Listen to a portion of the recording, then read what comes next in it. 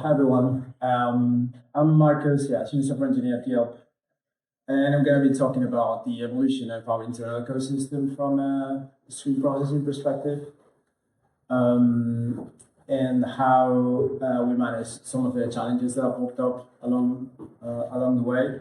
I'm going to be talking about like around 8 years of evolution, changing platform products, abstraction layers, and things like this to make it easier for our users to leverage the streaming technologies.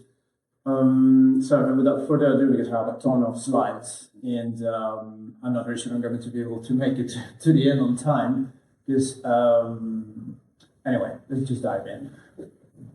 So in case any one of you is not familiar with what we do, basically, because we're not that big in Europe, the mission for the business is connecting people with great local businesses. So you can already probably think about certain use cases, but streaming makes a ton of sense in order for this to be as efficient as possible. So what I'm going to be talking a little bit is the past. So how we build the foundation and how that sort of define the present architecture that we currently have. I'm going to talk about and like really quickly over what our internal ecosystem looks like. Like I said, challenges and strategies along the way, and then if I have time, I'm going to be talking about the future. Well, the future, I think we already discussed it a little bit because it's going to be looking for us pretty much like a stream house with Python. Anyway. So the past, and here we are in 2014. Okay, so internally there's no streaming platform, there's no like generalized or generic way of specifying near real time processing at Yelp. Okay, if such things existed, because I wasn't there at the time, it was like one-off applications that teams would build to solve their use case, and that was it. So what we did have, and that was the first sort of data-centric unified framework, was what we called an open source, again, 2014 MRJOB. This was simply like a framework to make it easier for our developers to deploy things on AWS, on EMR, Elastic MapReduce. You know? The problem with this is that as soon as adoption, as soon as different teams started using the framework, they saw that it had the requirement to write a lot of boilerplate. If some of you have written like MapReduce jobs on Hadoop, you probably know what I'm talking about. Now those collectors, those reducers, and mappers, and all of that stuff. They also had like non-standard record structure across teams. So collaboration between between data flows on different teams was difficult, because if you're on a team and you need to use data that's produced with a data flow that is owned by a different team, you first have to figure out how is that data structure encoded and all that stuff. So you cannot just simply go there and consume it. No? So that was another problem that we had. And of course, there was no near real-time support back then. So again, 2014, 2015. So to reduce the boilerplate that we had, we started collecting all of the functionality that we saw that was shared between different data flows into a collection of tools that we call data pipeline, that essentially allowed the teams to not have to worry about source discovery, for example. No? And we also wrote like client libraries to interact with different services that manage things like schema, the schema for the data. We also wrote a CDC to sort of standardize across different sources of data. That I'll show you a slide in a moment what this exactly means. So then different teams could collaborate easier with the data that they were producing between them. And then obviously interactive support meant just going beyond EMR and just standardizing it around store. Pasta Storm is something, I don't think we actually open sourced this. This is 2015, 2016, around that time. And it was the first sort of unified internal framework to deploy stream-based data flows on, I think it was AWS back then. And we call it like Pasta Storm because it leverages an internal tool that we did open source to help you manage your infrastructure in the cloud or on-prem. So it's like that abstraction layer on top of your infra, and we do open source. But we still had some limitations. Essentially, the big one in this case was, well, the big one, any one of the four are just big ones, really. One was scalability. You could not scale compute isolated from sources, so you had to repartition your topic, basically, to make it go faster. The actual operations that you could specify on your data flow, so things like custom-made users, for example, were not supported. You could not do custom, you couldn't leverage stateful processing, basically, and we could not mix and match sources coming from different clusters. And this is when Flink came around. This is 2016, around that time.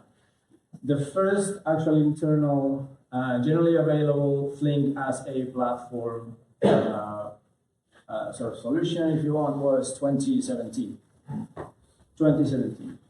And so it overcame all of the Pasta Storm limitations that I just mentioned. And initially, it was exposed for our users as a platform. As in, just bring your jar, program against the data streams API, and then we'll make sure that it runs. That was sort of the contract for our users. Of course, everyone wanted to jump onto the streaming bandwagon. And the problem was that Flink was Java and Scala, pretty much, the APIs. The Python APIs back then were like very limited in comparison with the features that people could leverage, if you want, on the Java Scala APIs. And so, since Yelp is a Python shop for the most part, you could imagine that over 10 years of writing business logic as Python libraries could not be just simply and trivially translated into Java or Scala. No? So that's why we decided to allow people, if you want, or we added just Beam on top of the offerings that people could use to specify data flows. No? To just define the data flow using Python and also just be able to link against libraries written in Python. And then, of course, people started asking, okay, why do I need to learn the data streams API again? And so to make it even easier for people to just leverage streaming technology, we started building abstractions on top of Flink. So those were applications, so SQL, joinery, and aggregator. The names are probably like quite revealing of what those applications did. No? But essentially the premise was just describe your data stream using YAML files, and we'll make sure that it actually deploys into a topology and that it runs as fast as you need. So that was, this was 2019. The issue that we have with that is that those were scattered and fragmented applications. So you had stream SQL, you had a configuration type of file that you needed to use to configure that stuff. The same with the joinery and the same with aggregator. They were just separate apps. So the first unified sort of application allowing people to treat operations on a data flow as sections of a pipeline that people could mix and match was Pipeline Builder. This is 2021. So people could essentially say, okay, I need to read from multiple sources. I deploy this configuration. I use this section of this configuration in a YAML file. Then I plug that into a join, an unwindowed join, using, again, just another section on the configuration file, and so on for all of those sections, different sections that we have. This is just a subset of all of the possible sections that people could use. And with all of that, we get to the present more like yesterday, because we're moving away slowly but steadily, I hope, from this model. And so the problem that we have today is just we've building like different things over 10 years, if you want, to make it easier for our users to just go and leverage streaming technologies. So we have multiple different offerings. This one, I don't even really want to talk about this one, but it's the most simpler way that we allow our users to define data flows. This is simply, if you don't need to filter, map, or transform anything, if you just need to move data from one tag to another tag and do some transcoding in the mid, we just tell us the structure for your data for source and sink, and that's it. We just make that bridge for you. So we have essentially a ton of offerings for our users, but we also need to maintain those things because a new Flink version comes out and we need to just roll all of that stuff over all of the things that we maintain. The problems with this high fragmentation is that obviously creates high maintenance, high maintenance pressure for the teams. So if you're maintaining, building new stuff, so that is the biggest issue that we have today. And so from there, and this is probably around last year, we started thinking, okay, we need to rethink the whole strategy because this obviously does not scale.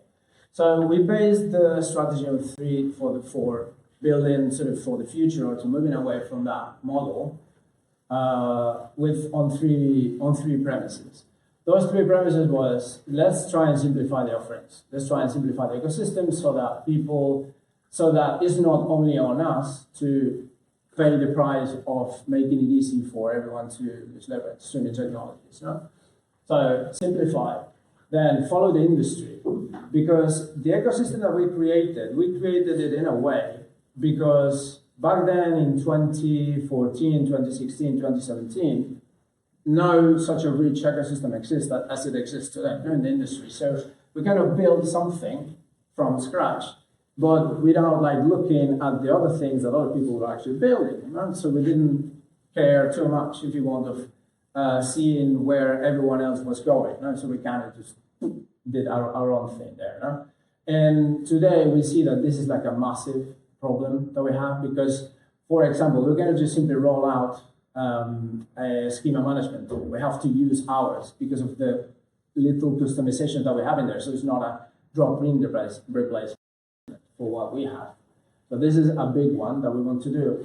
And then the last one is that, okay, instead of providing custom abstractions so that people define their own data flows using configuration files, let's just standardize around something that is sort of midway. So that is not super powerful, if you want, or super customizable, that forces people to learn inside out the data streams API, but is also not abstract away so that people don't care about the things that is actually running their data flows.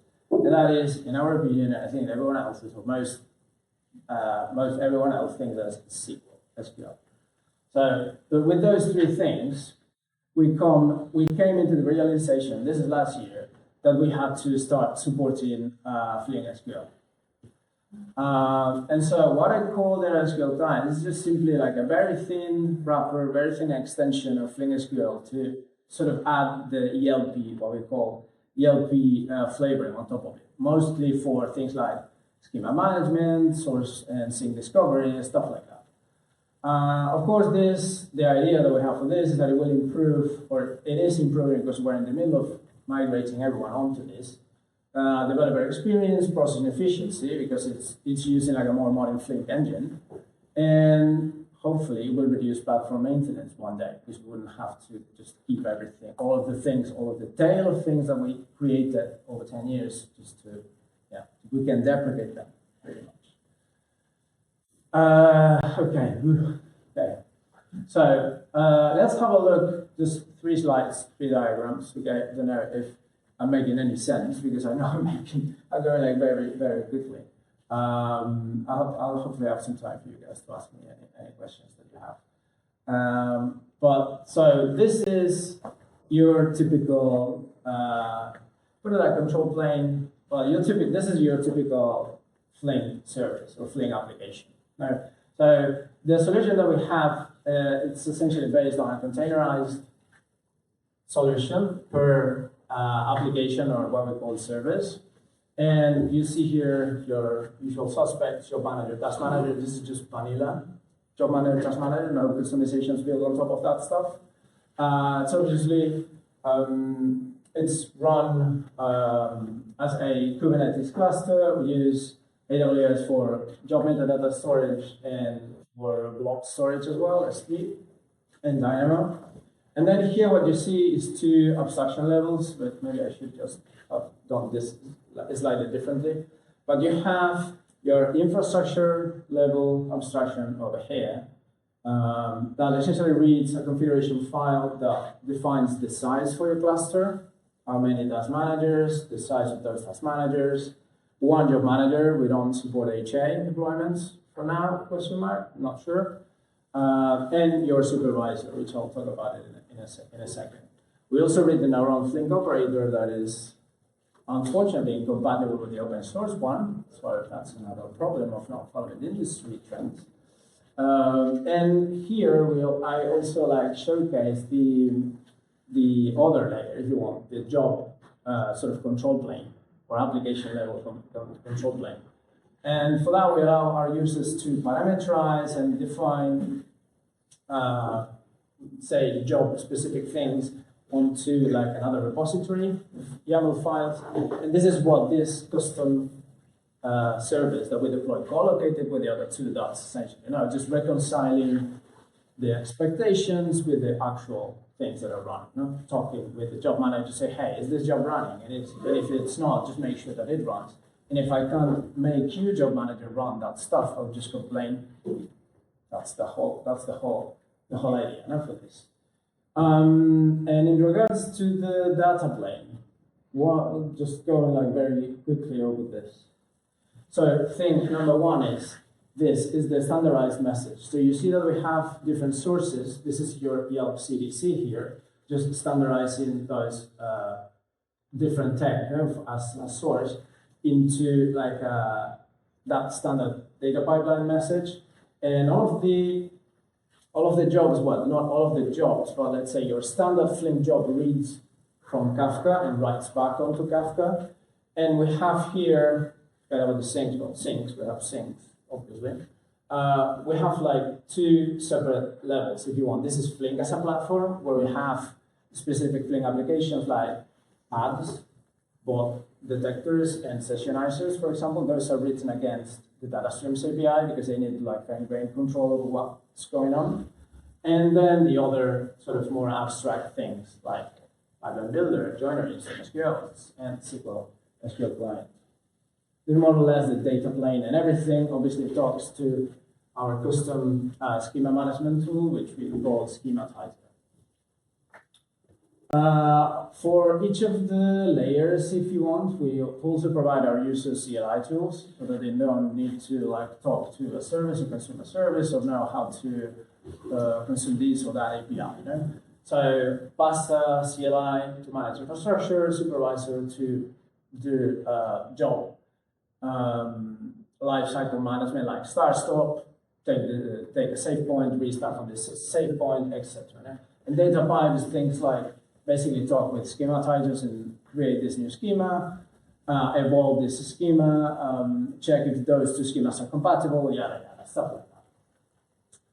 So to get you folks a little bit of the sizing that we currently have is just 2,600 jobs over 250 separate Flink / Kubernetes clusters. The fact that it's over 50 services is a little bit less interesting, but you see that there is certain multi-tenancy that I'm going on in there that I'm going to discuss in a second. Don't know how I'm doing on time. Yeah, you're still fine. I'm still fine. So, If you take 10 minutes for questions at the end, yeah, sure. and you still have 6, 7 minutes. 6 minutes. Okay. a whole 6 minutes. Okay. Yeah, because I mean I rehearsed this thing like 4 or 3 times, and it went from half an hour to 50 minutes. So yeah, let's see. A lot of variability. Anyway, what I mentioned, and this is the things that I wanted to get across. Then the future again, just the payment and the surmount.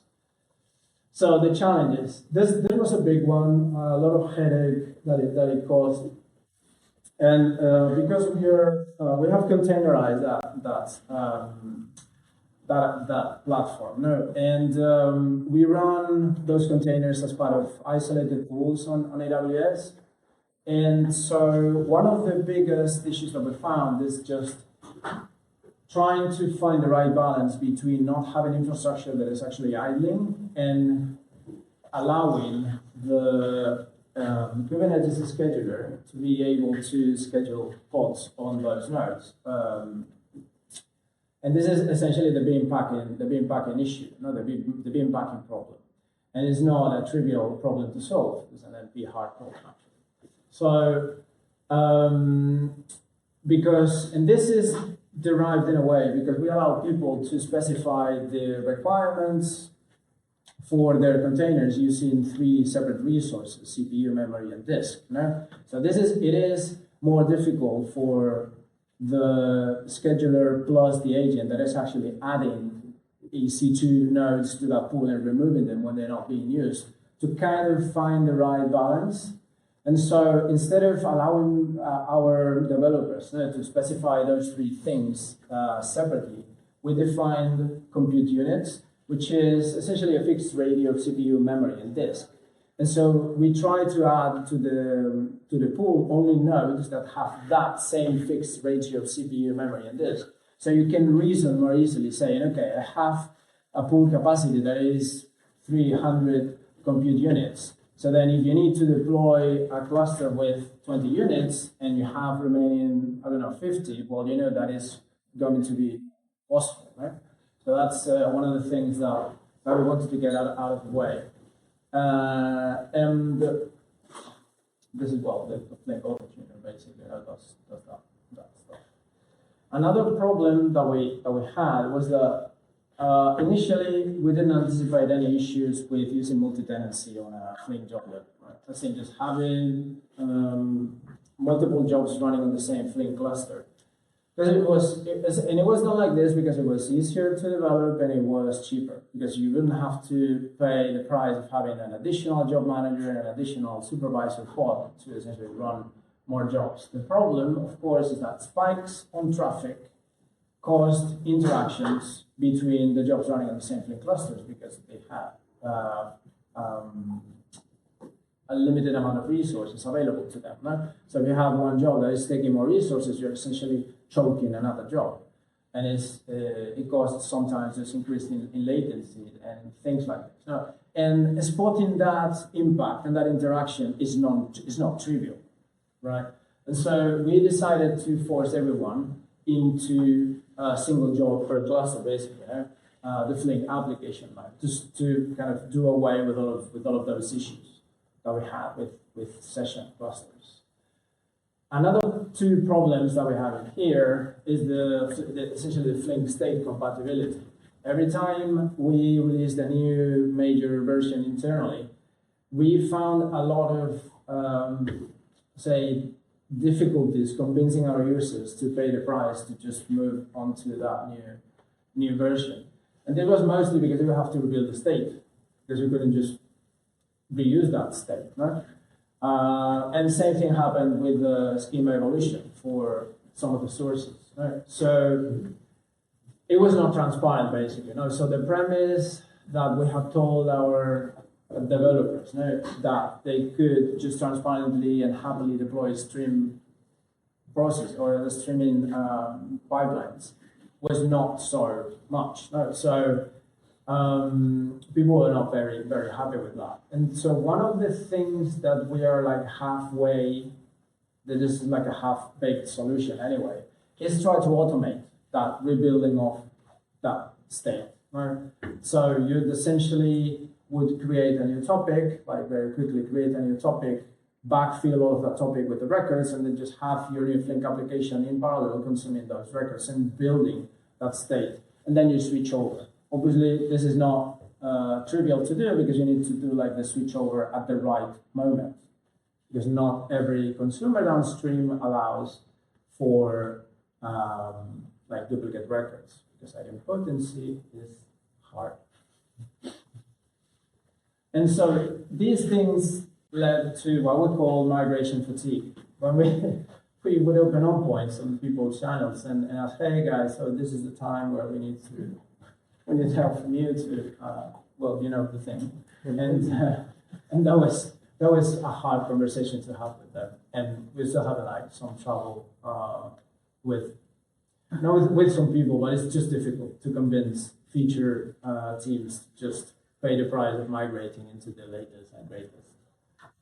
Probably because that was not part of the contract, right, if you want, of the initial talks. Right? So one of the solutions that we found with this is obviously involve senior management, like VP level, kind of everyone has to migrate kind of things. And not force everyone, basically, not just kind of say, okay, we're going to start dropping support for this slowly, so this is your new thing, please just start adding that to your plan. And that's it, because I'm not going to touch the future, because the future is open source. How do you solve the problem that we have with non-compatible schematizer things? The stream house and payment. Boom.